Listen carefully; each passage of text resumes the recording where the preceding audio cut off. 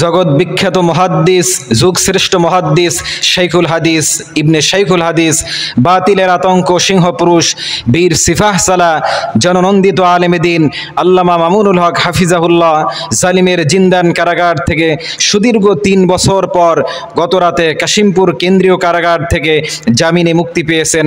আলহামদুলিল্লাহ, আলহামদুলিল্লাহ। বিনা দোষে ৩টা বছর কারাভোগ করলেন, আজও পর্যন্ত একটা অপরাধ প্রমাণিত করতে পারেনি।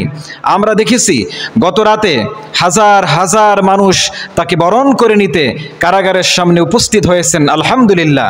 আল্লামা মামুনুল হক সাহেব এমন একজন ব্যক্তি যিনি আল্লাহ ছাড়া কাউকে ভয় করেন না, যার বক্তব্য শুনে আলেম সমাজ জাগ্রত হয়েছেন, যার বক্তব্য শুনে যুব সমাজ অনুপ্রাণিত হয়েছেন, যার বক্তব্য শুনে এদেশের তৌহিদি জনতা জেহাদের ময়দানে অবতীর্ণ হয়েছেন।